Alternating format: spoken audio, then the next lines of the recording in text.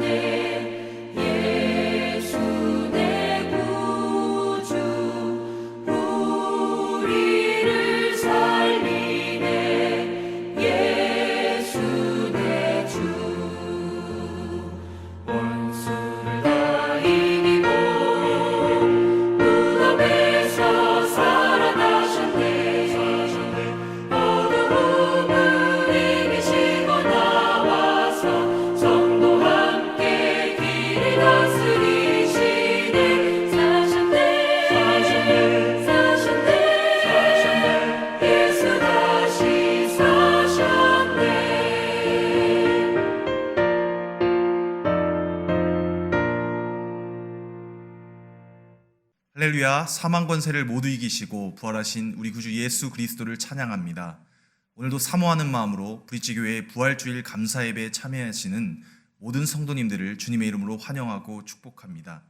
이 시간 우리의 온 마음과 정성을 다한 뜻으로 성삼위 하나님께 경배드리시길 원합니다. 함께 묵도하심으로 4월 4일 부활주일 감사 예배를 올려드립니다. 형제들아, 내가 이것을 말하노니 혈과 육은 하나님의 나라를 이어받을 수 없고 또한 썩는 것은 썩지 아니하는 것을 유업으로 받지 못하느니라. 보라, 내가 너희에게 비밀을 말하노니 우리가 다 잠잘 것이 아니요 마지막 나팔의 순간에 호련히 다 변화되리니 나팔 소리가 나매 죽은 자들이 썩지 아니할 것으로 다시 살아나고 우리도 변화되리라. 아멘. 사망 권세를 이기시고 죽으신 지 사흘 만에 무덤 문을 여시고 살아나신 우리 구주 예수 그리스도를 찬양합니다. 부활의 첫 열매가 되신 예수님을 따라 장차 우리도 신령한 몸으로 부활하게 될 것을 믿습니다. 사랑의 주님, 밝은 빛이 찬란하게 비치는 부활절에 감격으로 드리는 저희들의 예배를 받아 주옵소서. 이 시간 예배를 통하여 저희들의 마음 가운데 도사리고 있는 어두움의 권세가 물러나게 하옵시고 능력의 말씀을 귀 기울여 들을 때에 우리 안에 견실하며 흔들리지 아니하는 부활의 산 소망이 충만하게 하여 주옵소서. 십자가에 달려 죽으셨으나 하나님의 능력으로 부활하신 우리 구주 예수 그리스도의 이름으로 간절히 기원하옵나이다. 아멘. 이 시간 다 함께 찬송가 4장 성부 성자와 성령을 찬양하시겠습니다.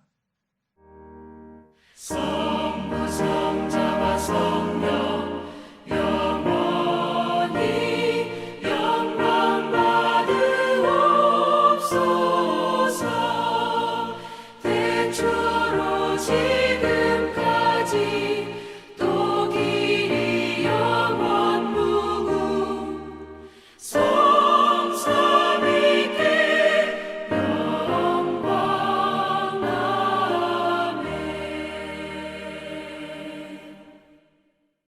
시간은 지난 한 주간 동안 나의 삶을 되돌아보며 주님 앞에 부끄러웠던 모습들을 고백하는 참회의 시간을 갖겠습니다.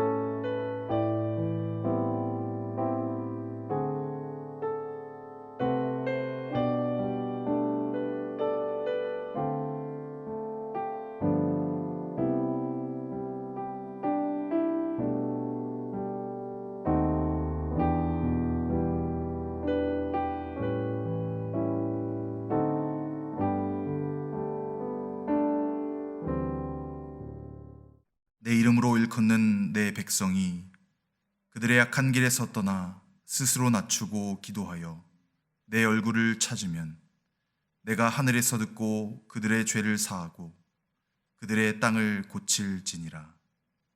아멘. 주님이 가르쳐주신 기도로 함께 기도하시겠습니다. 하늘에 계신 우리 아버지여, 이름이 거룩히 여김을 받으시오며 나라에 임하옵시며 뜻이 하늘에서 이룬 것 같이 땅에서도 이루어지이다. 오늘날 우리에게 일용할 양식을 주옵시고 우리가 우리에게 죄 지은 자를 사하여 준 것 같이 우리 죄를 사하여 주옵시고 우리를 시험에 들게 하지 마옵시고 다만 악에서 구하옵소서. 대개 나라와 권세와 영광이 아버지께 영원히 있사옵나이다. 아멘. 교동문 133문입니다.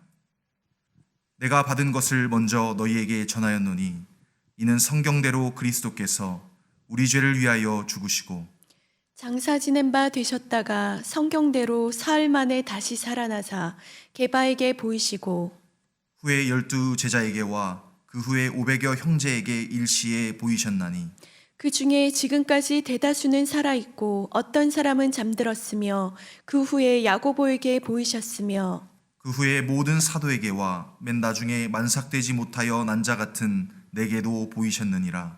그리스도께서 만일 다시 살아나지 못하셨으면 우리가 전파하는 것도 헛것이요 또 너희 믿음도 헛것이며 만일 그리스도 안에서 우리가 바라는 것이 다만 이 세상의 삶뿐이면 모든 사람 가운데 우리가 더욱 불쌍한 자이니라. 그러나 이제 그리스도께서 죽은 자 가운데서 다시 살아나사 잠자는 자들의 첫 열매가 되셨도다. 아멘. 다 함께 찬송가 50장 1절을 찬양하심으로 준비한 예물을 봉헌하시겠습니다.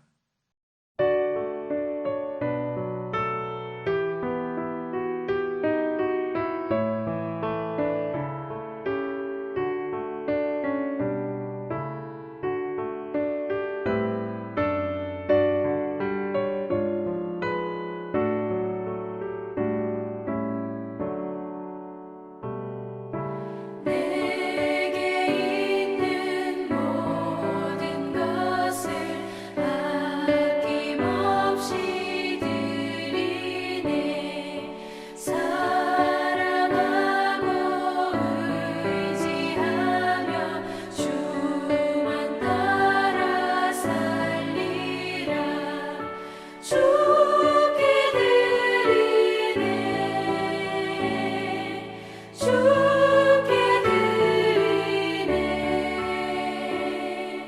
사랑하는 구주 앞에 모두 드리네.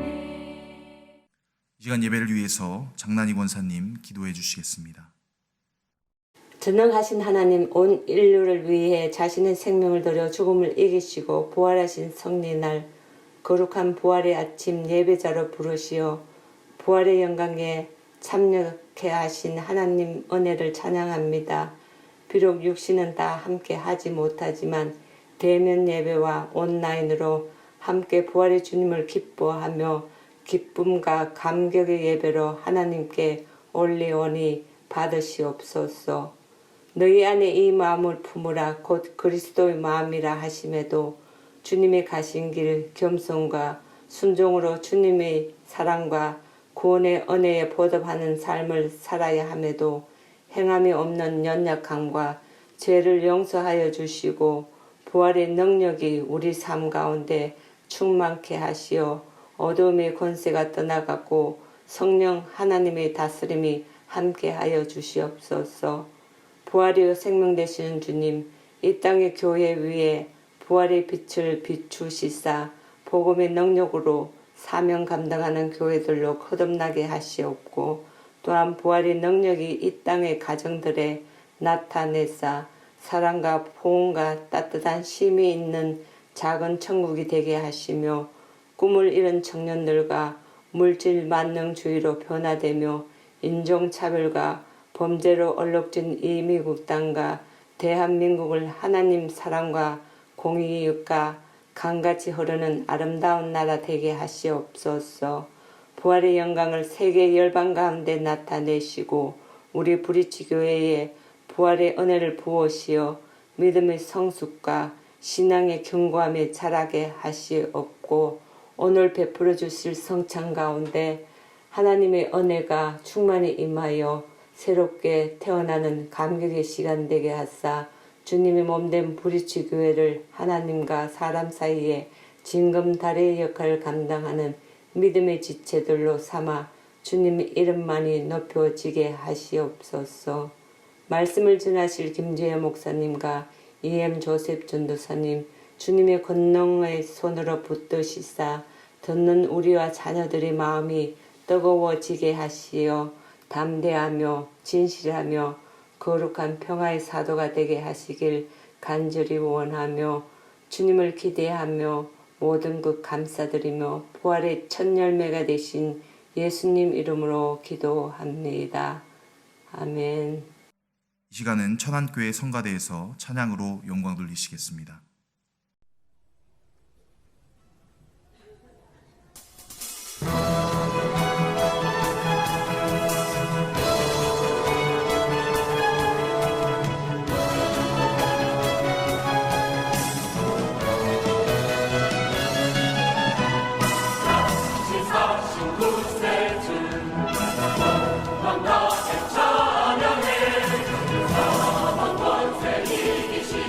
영원한 생명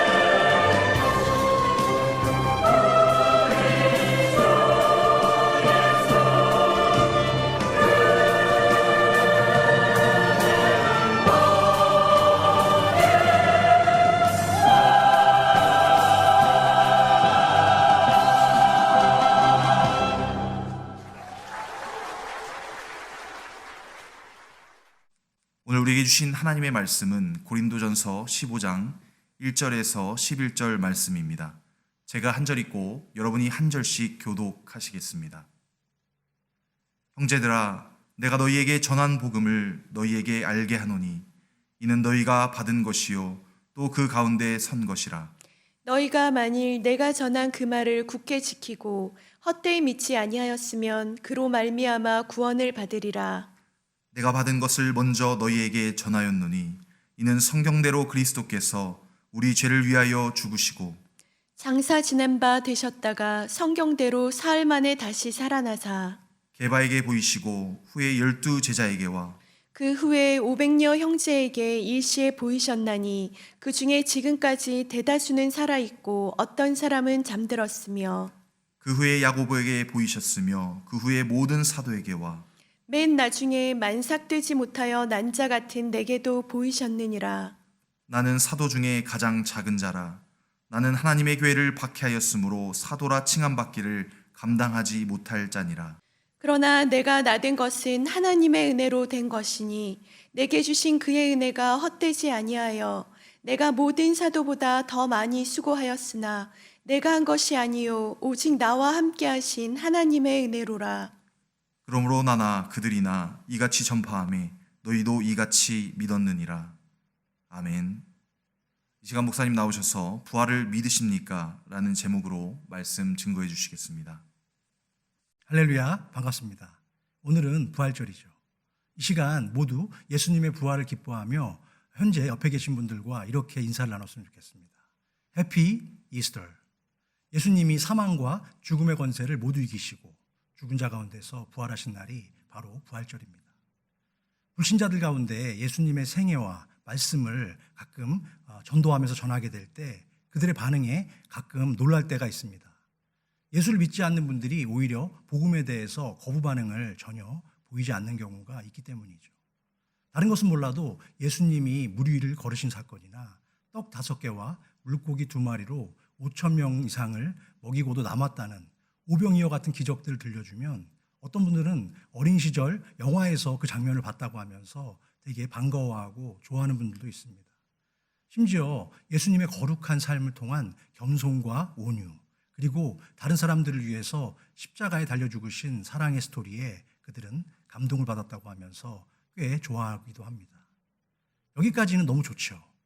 그런데 이제 본론으로 들어가서 예수께서 저와 당신의 죄를 사하기 위해 십자가에 달려 돌아가셨다는 말을 하기 시작하면 그분들은 그것에 동의하지 않을 뿐더러 상당한 거부 반응까지 보이기도 합니다. 자기 죄도 아닌데 왜 다른 사람들을 위해서 다른 사람들이 저지른 그 죄 때문에 십자가에서 그렇게 허무하게 중요하고 하면서 예수님의 십자가의 의미에 대해서 폄하하고 정색하는 분들도 생각보다 많이 있습니다. 어떻게 이미 죽은 시체가 3일 만에 무덤에서 다시 살아날 수 있냐고 반문하면서 자신은 예수 그리스도의 죽음과 부활은 빼고 다른 것들은 다 빼고 그분의 아름다웠던 생애와 거룩한 삶은 본받겠다라고 말하기도 합니다. 그러나 그것은 우리가 믿고 따르는 기독교의 본질인 복음의 알맹이를 뺀 껍데기 신앙에 불과합니다. 사도 바울은 오늘 우리가 읽은 본문에서 주님이 우리의 죄를 위하여 죽으시고 장사 지낸 바 되셨다가 사흘 만에 다시 살아나셨다는 부분에 주목하면서 주님의 부활에 대해서 확실하게 증거하고 있습니다. 또한 주님이 세상에 전하신 복음을 자신도 들었고 그것을 고린도 교인들에게도 그대로 전달했다고 그는 말하고 있습니다. 우리는 오늘 부활절 아침을 맞아서 죽음과 사망의 권세를 모두 깨뜨리시고 다시 사신 주님의 부활 소식을 고린도 교인들에게 전한 바울의 편지인 고린도 전서를 통해서 주님의 십자가 죽음과 부활을 부정하고 폄훼하려는 이 악한 세대 속에서 우리는 어떻게 살아가는 것이 부활 신앙을 가진 성도의 바른 모습인지 한번 생각해보고 또한 진정한 부활의 의미가 무엇인지 함께 찾아보는 은혜의 시간 되시기를 주님의 이름으로 축원합니다. 첫 번째 소제목입니다. 성도의 최종 목적지인 구원에 이르기 위해선 반드시 십자가의 부활 사건을 믿어야만 합니다. 그렇습니다. 본문 2절 말씀에 그 내용이 나와 있습니다. 함께 읽어볼까요? 너희가 만일 내가 전한 그 말을 굳게 지키고 헛되이 믿지 아니하였으면 그로 말미암아 구원을 받으리라. 바울은 지금 자신이 전해준 이 복음을 너희들이 굳게 지키고 엉뚱하게만 믿지 않는다면 너희 모두 구원을 얻을 수 있을 것이라고 말했는데요. 이것은 구원을 이루는 가장 핵심적이고도 중요한 진리는 다름이 아닌 주님의 부활을 믿고 인정하는 것이라는 원론적인 말씀입니다. 부활의 중요성을 다시 한번 더 강조하기 위해서 바울은 오늘 본문은 아니지만 14절 이하에서 이렇게 얘기하고 있습니다. 그리스도께서 만일 다시 살아나지 못하셨으면 우리가 전파하는 것도 헛것이요 또 너희 믿음도 헛것이다 라는 말씀을 했는데요. 만일 우리에게 부활과 구원이 없다면 제가 지금 매주 열심히 준비해서 하는 이 설교도 또한 성도들의 섬김과 나눔 같은 모든 우리의 신앙생활도 결국엔 전부 부질없고 헛된 일에 불과하다는 것입니다. 그뿐 아니라 바울은 19절에서 주를 믿고 따르는 모든 성도들의 최종 종착점이 단지 이 세상에 국한된 현세의 삶이 전부라면 하나님을 믿고 따르는 모든 자들의 인생은 가장 불쌍한 인생이 될 수밖에 없다는 부연 설명을 통해서 부활신앙의 중요성에 대해서 적극적인 논리로 주장을 펼치고 있습니다. 그렇습니다. 예수님이 십자가에 달려 돌아가신 후에 3일 만에 부활하신 사건은 제가 좀 전에 소개했던 불신자들이 그것을 믿거나 말거나 하는 어떤 선택사항이나 옵션이 아니라 이 땅에 속한 모든 성도가 최종 구원에 이르기 위한 필수 과정이자 기독교 복음의 가장 중요한 진리라고 말할 수 있죠. 문제는 지금과 마찬가지로 그 당시에도 주님의 부활은 믿지 않고 계속 부인하려고 하는 자들이 존재했다고 성경은 우리에게 증언하고 있습니다. 12절 말씀을 함께 읽어보겠습니다. 그리스도께서 죽은 자 가운데서 다시 살아나셨다 전파되었거늘 너희 중에서 어떤 사람들은 어찌하여 죽은 자 가운데서 부활이 없다 하느냐. 당시 고린도 지역을 중심으로 그리스도의 부활 사건은 이미 멀리까지 소문이 났지만 생각보다 많은 사람들이 주님의 부활은 믿었지만 주님의 육신의 부활이 아닌 영적인 부활을 믿었었습니다. 그들은 무슨 근거로 바울이 전한 복음을 듣고서도 반쪽짜리 부활신앙만을 받아들이려고 했을까요? 오랜 시간 동안 그리스와 헬라의 철학과 문화의 영향 속에 살아온 그들은 인간의 육신은 무조건 악한 것으로 배웠기 때문에 육체는 영혼을 가두는 감옥이자 무덤이라고 생각하며 믿어왔습니다. 그래서 인간의 영혼을 가두는 육신으로부터 영원히 벗어나는 것이 부활이라고 믿었던 것이죠. 좀 더 쉽게 설명해 드리면 인간 안에 존재하는 영혼이라는 것은 변하지 않는 것이고 죽음과 함께 썩기 시작하는 인간의 육체는 사라져서 완전히 소멸된다고 믿는 것이 그리스 헬라 시대의 중심 생각이었습니다. 이런 그리스 문학과 헬라 철학의 영향으로 일부 고린도 교인들도 주님의 십자가 부활 사건에 대해서 반쪽인 주님의 영혼만이 부활했다고 믿으려고 했던 것이죠. 그런데 이제까지 주님의 부활을 부정했던 역사는 2000년 전에만 잠깐 일어났던 어떤 일정한 사건이 아닙니다. 지금 오늘날까지도 여전히 주님의 육체의 부활을 부정하고 믿지 않으려고 하는 사람들이 우리 주변에는 생각보다 많이 있다는 사실이죠. 그 중에 대표적으로 한 가지 예만 살펴본다면 미국 건국의 아버지로 불렸던 미국의 제3대 대통령을 지냈던 토마스 제퍼슨이 쓴 제퍼슨 바이블이라는 성경이 있는데요. 이 책은 겉으로 볼 땐 우리가 가진 성경과 매우 흡사하지만 저자인 제퍼슨이 상식적으로 본인이 납득하기 어려운 초자연적인 주님의 이적과 기적의 내용들은 전부 삭제했습니다. 예를 들어서 동전녀 탄생이나 부활, 승천, 물 위를 걷는 기적, 오병이어의 기적, 죽은 나사로를 살린 기적 등을 자신의 성경에서 전부 제외시켜버렸던 것이죠. 그래서 책의 제목도 나사렛 예수의 삶과 도덕이라고 그는 지었는데요. 제퍼슨 성경이 기록하고 있는 마지막 구절인 예수의 죽음은 이렇게 끝을 맺습니다. 그들이 거기에 예수를 넣어두고 무덤 입구에 큰 돌을 올려놓고 떠났더라. 제퍼슨이 이처럼 하나님을 두려워하지 않고 자기 마음대로 성경을 해석했던 기준은 무엇이었을까요? 제퍼슨은 16세기에서 시작해서 19세기에 끝이 난 계몽주의의 이성 세례를 직접 받았던 인물로 대표적인 크리스천 이신론자 중에 한 사람이었습니다. 이처럼 우리도 늘 정신을 바짝 차리고 잘못된 이단 사상에 빠지지 않도록 늘 올바른 신앙관을 가지도록 노력해야 할 줄로 믿습니다. 그래서 바울은 본문을 통해서 잘못된 신앙에 빠진 고린도 성도들을 향해서 그리스도의 부활은 명백하고도 분명한 역사적 사실이라는 것을 증명하고 있는 것이죠. 계속해서 본문 3절과 4절 말씀을 읽겠습니다.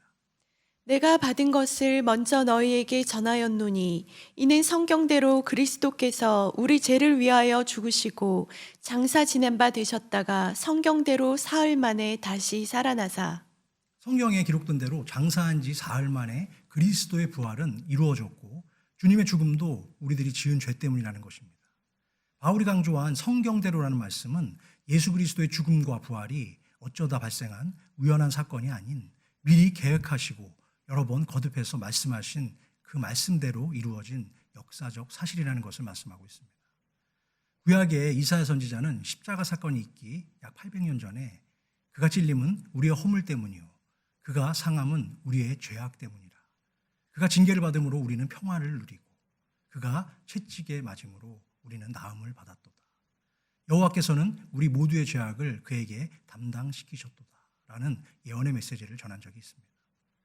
주님도 이미 여러 차례에 걸쳐서 자신의 제자들에게 내가 예루살렘으로 올라가서 순환을 당하고 많은 사람들의 대속물로 내 생명을 내어놓기 위해 죽을 것이라는 예언을 하셨죠. 결국 주님은 그 말씀대로 사망과 죽음의 모든 권세를 깨시고 부활하셨던 것입니다. 계속해서 본문은 부활의 주님을 본 목격자들의 숫자가 그 당시 상당수 있었음을 증거하고 있습니다. 5절에서 8절까지의 말씀을 읽겠습니다. 게바에게 보이시고 후에 12 제자에게와 그 후에 500여 형제에게 일시에 보이셨나니 그 중에 지금까지 대다수는 살아있고 어떤 사람은 잠들었으며 그 후에 야고보에게 보이셨으니 그 후에 모든 사도에게와 맨 나중에 만삭되지 못하여 난 자 같은 내게도 보이셨느니라. 당시 예수님의 사형에 직간접적으로 관여했던 유대 종교 지도자들은 주님의 죽음을 확실히 확인하기 위해서 몇 가지 후속 대책을 강구했었습니다. 먼저 그들은 이미 목숨이 끊어진 주님의 옆구리를 긴 창으로 찔러서 남은 피와 물이 다 쏟아지게 하는 가장 잔인한 십자가형을 확인했고요. 또한 죽은 예수님의 시체를 아무도 옮기지 못하도록 약 2톤이 넘는 거대한 돌로 무덤의 입구를 확실히 막고 잘 훈련된 로마의 정규병을 보초로 세웠습니다. 그런 후에는 돌 한쪽 끝에서 다른 쪽 끝까지 끈으로 묶어놓고 그 끈 끝에다가 진흙을 발라서 마르게 하고 그 위에 로마 총독의 인장까지 찍어서 무덤을 완벽하게 봉쇄했던 것이죠. 무덤의 입구에 로마 총독의 인장이 찍혔다는 의미는 무엇일까요? 그것은 무덤을 훔치려는 도굴꾼들이나 일반인들이 그곳에 쉽게 접근할 수 없도록 하기 위함이었죠. 하지만 주님은 사흘 만에 부활하셨고 수많은 증인들 앞에 직접 나타나셨다고 성경은 증언하고 있습니다. 자신이 살기 위해 예수님을 모른다고 3번이나 부인했던 베드로에게 가장 먼저 나타나셨고 주님이 잡히시던 밤에 무서워서 주님을 버리고 모두 도망쳤던 제자들 앞에도 모습을 드러내셨습니다. 또한 예수님이 살아계실 때 형의 특이한 행동을 보고 미쳤다고 조롱했던 육신의 동생 야고보 앞에도 주님은 나타나셨습니다. 마지막으로 오늘 본문을 기록한 바울의 앞에도 예수님이 모습이 나타났습니다. 당시 대제사장들과 장로들에게 뇌물을 받고 거짓 증언을 했던 일부 사람들을 제외하고 대부분의 사람들은 주님의 부활을 목격했으며 이방인들과 유대인들에게도 부활의 소식은 선포되었던 것입니다. 사랑하는 성도 여러분, 예수 그리스도의 부활 사건은 이처럼 분명하고 확실한 역사적 사건이며 지금 이 시간에도 저와 여러분의 눈에 보이진 않지만 시공간을 초월하여 부활의 주님은 우리와 함께 역사하시고 살아계심을 믿으시기 바랍니다. 두 번째 소제목입니다. 그리스도의 부활 사건으로 우리는 하나님의 은혜와 사랑을 경험할 수 있음을 믿어야 합니다. 영국 캠브리지 대학에서 중세와 르네상스 문학을 가리켰던 또한 그 교수로 지냈던 20세기를 대표하는 미국의 지성 C.S. 루이스 박사는 원래 예수를 전혀 믿지 않던 철저한 무신론자였습니다. 한국으로 따지면 이화여대 석좌 교수를 지낸 이어령 박사와 비슷한 경우라고 볼 수 있겠죠. 그런데 그랬던 그가 어느 날 우연히 부활의 주님과 만났고 그의 인생은 완전히 변화되고 말았습니다. 그의 고백인데요. 저는 원래 기독교는 믿기 힘든 종교라고 생각했습니다. 그런데 어느 날 늦은 밤 연구하던 일을 잠시 멈출 때마다 그토록 제가 만나기 싫어했던 그분이 집요하게 저를 찾아오셨습니다. 그렇게 1929년 저는 주님의 방문에 항복했고 하나님은 하나님이시라는 그것을 순수하게 인정하고 엎드려서 기도했는데 아마 그날 밤 저는 영국 전체에서 가장 기가 죽고 초라한 회심자였을 것입니다. 라는 믿음의 고백을 C.S. 루이스는 한 적이 있습니다. 이처럼 우리가 믿고 따르는 예수 그리스도는 성경대로 부활하셨고 많은 목격자들에게 나타나셨으며 지금도 마찬가지입니다. 우리와 더불어 살아계시고 또한 모든 고난과 우리의 아픔도 주님은 알고 계시는 줄로 믿습니다. 그런데 더 놀라운 사실은 바울이 주님의 부활한 사건을 단지 하나의 역사적 사실을 넘어서 하나님의 은혜로 그가 깨닫고 받아들이고 있다는 점입니다. 어떻게 바울은 그리스도의 부활 사건을 놀라운 하나님의 은혜로 이해하고 해석할 수 있게 되었을까요? 참고구절 디도서 2장 11절에서 14절까지의 말씀입니다. 하나님의 은혜에 대한 중요한 구절이니까 한번 잘 의미를 묵상하면서 읽어보시기 바랍니다. 모든 사람에게 구원을 주시는 하나님의 은혜가 나타나 우리를 양육하시되 경건하지 않은 것과 이 세상 정욕을 다 버리고 신중함과 의로움과 경건함으로 이 세상에 살고 복스러운 소망과 우리의 크신 하나님 구주 예수 그리스도의 영광이 나타나심을 기다리게 하셨으니 그가 우리를 대신하여 자신을 주심은 모든 불법에서 우리를 속량하시고 우리를 깨끗하게 하사 선한 일을 열심히 하는 자기 백성이 되게 하려 하심이라. 아멘. 믿습니다. 그렇습니다. 주님이 우리를 대신하여 자신을 십자가에 내어주심은 모든 불법에서 우리를 건지시고 깨끗게 하신 후에 하늘 백성으로 우리 모두를 구원하시기 위한 하나님의 은혜와 선물인 줄로 믿습니다. 우리가 지은 죄로 인해서 하나님의 아들이 대신 십자가에서 죽은 사건이 바로 하나님의 은혜라는 것이죠.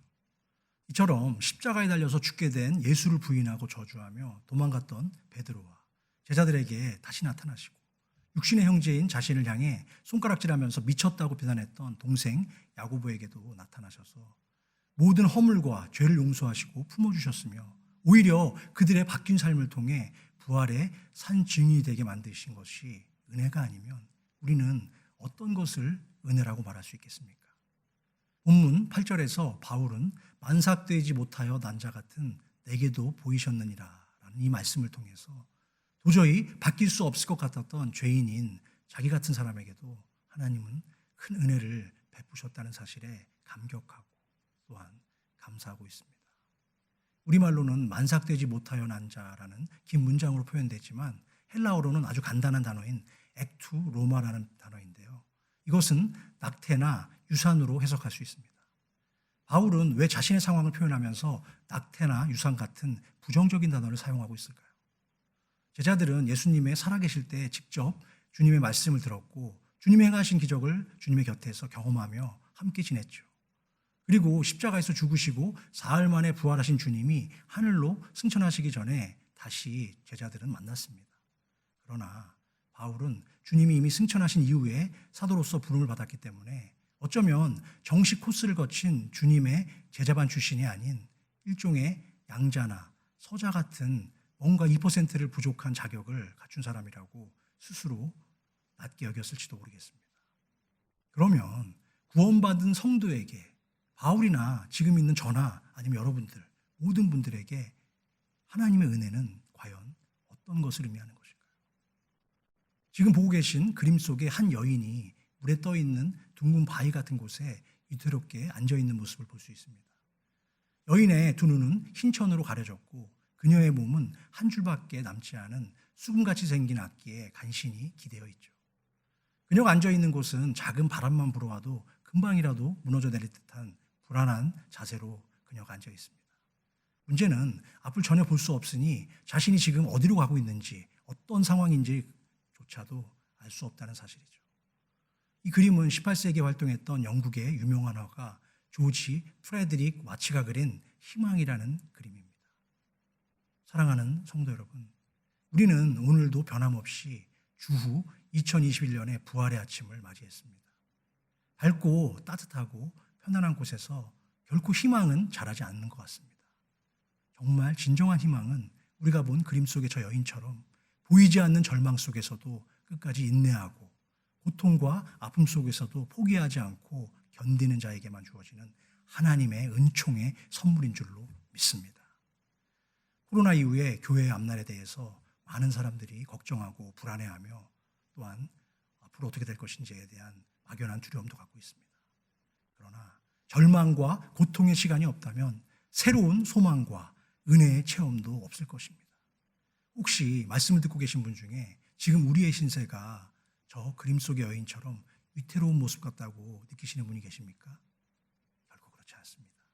우리의 심령이 아무리 힘들고 고통스럽다고 해도 오직 부활의 주인이자 구원의 생명이신 예수 그리스도께만 바로 연결되어 있다면 쓸모없이 길가에 버려진 작은 돌이라도 하나님 나라의 모퉁이 돌로 다시 세워졌던 것처럼 그리스도 예수의 보혈과 은혜 안에서 다시 새롭게 세워질 이 땅에 속한 모든 성도와 교회의 부활을 지금부터 더 열심히 준비할 수 있을 줄로 믿습니다.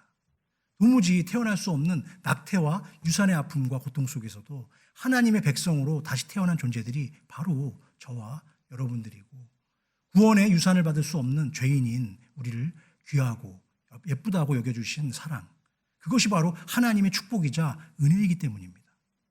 죄와 사망을 이기시고 무덤에서 일어나 죽음을 정복하신 부활 사건이 믿어진 것이 바로 하나님의 축복이자 놀라운 은혜의 시작점인 줄로 믿습니다. 세 번째 소제목입니다. 성도가 거듭난 삶을 살아갈 수 있는 가장 확실한 비결은 부활하신 주님을 나의 구주로 믿고 영접하는 것입니다. 아멘. 그렇습니다. 계속해서 본문 9절과 10절의 말씀 함께 읽겠습니다. 나는 사도 중에 가장 작은 자라. 나는 하나님의 교회를 박해하였으므로 사도라 칭함받기를 감당하지 못할 자니라. 그러나 내가 나된 것은 하나님의 은혜로 된 것이니 내게 주신 그의 은혜가 헛되지 아니하여 내가 모든 사도보다 더 많이 수고하였으나 내가 한 것이 아니요 오직 나와 함께 하신 하나님의 은혜로라. 말씀 속에서 바울은 자신은 마지막에 주님을 만났고 사도들 가운데 가장 작은 자라는 고백과 함께 나의 나된 것은 다 하나님의 은혜라는 겸손한 고백을 하고 있습니다. 또한 너무나 영광스러운 사도로서의 부르심마저도 부활하신 주님의 은혜로 돌렸을 뿐만 아니라 자신이 새로운 삶을 살게 된 모든 비결도 부활하신 주님 때문이라고 그는 분명히 말씀에서 이야기하고 있습니다. 바울이 모든 사도보다 더 많이 수고했다고 말하는 것은 그가 어떤 위대한 일을 더 많이 했다는 의미는 아닙니다. 다만 주의 복음을 전파하기 위한 수고를 노력하려고, 많이 하려고 노력했다는 것이죠. 도무지 사도로 부르심을 받을 수 없을 정도로 하나님의 교회를 핍박했던 자기에게 부활하신 주님이 나타나셔서 새로운 삶으로 인도해 주시는 것을 그는 하나님의 은혜라고 고백하고 있었던 것입니다.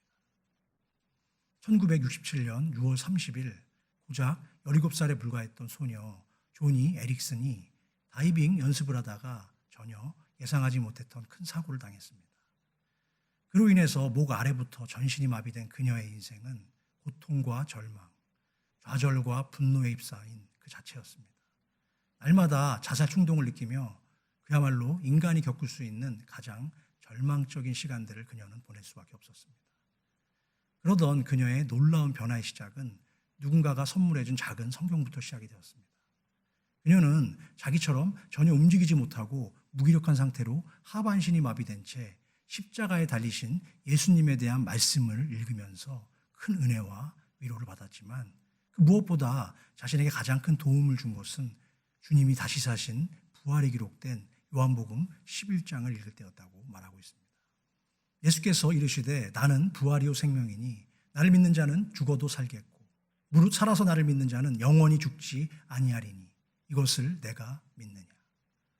이 말씀을 읽으면서 그녀의 마음속에 그래, 부활하신 주님처럼 나의 몸은 불편하지만 새로운 소망은 나에게 있어 라는 믿음의 강한 확신이 들었다고 합니다. 그렇게 부활의 소망을 찾은 후에 그녀는 더욱 강도 높은 재활 훈련과 집중적인 치료, 그리고 부모님과 가족들의 따뜻한 관심과 친구들의 열렬한 후원을 통해서 조금씩 깊은 절망의 블랙홀에서 빠져나올 수 있었고, 입으로 그림을 그리는 구족화법을 열심히 배우고 익혀서 자신처럼 장애를 가진 사람들을 돕고 후원하는 모임을 만들어서 남편과 함께 의욕적으로 활동하고 있습니다. 사랑하는 성도 여러분, 부활은 성도인 우리 모두에게 어떤 의미가 있을까요? 우리의 삶을 변화시키고 심령을 새롭게 바꾸는 사건이 바로 부활 사건입니다. 이 놀라운 부활의 사건은 바울에게도 심오한 영향을 미쳐서 그의 인생을 송두리째 바꾸는 삶의 대전환점이 되었습니다. 부활하신 주님을 만나기 전에 바울은 예수님을 미워하고 핍박하고 증오했지만 부활하신 예수 그리스도를 만나고 난 후에 그는 어떻게 보냈습니까? 주님을 사랑하고 자신의 생명을 내걸고 복음을 전파하는 하나님 나라의 위대한 사도로 변했습니다. 이처럼 부활은 역사적인 사건일 뿐만 아니라 역사적인 사건에 근거한 하나님의 능력인 줄로 믿습니다. 로마의 역사라는 3부작을 완성했던 저명한 영국 옥스퍼드 대학의 역사학과 교수인 토마스 아놀드는 예수의 부활 사건에 대해서 이렇게 증언하고 있습니다. 그동안 나는 여러 시대의 역사들을 연구하고 다른 역사가들의 증언에 대해 조사했지만 그리스도 예수가 죽었다가 부활하셨다는 사건보다 더 확실한 증거로 입증된 사건은 인류 역사에 결탄코 없었다고 확신합니다. 라고 말했습니다.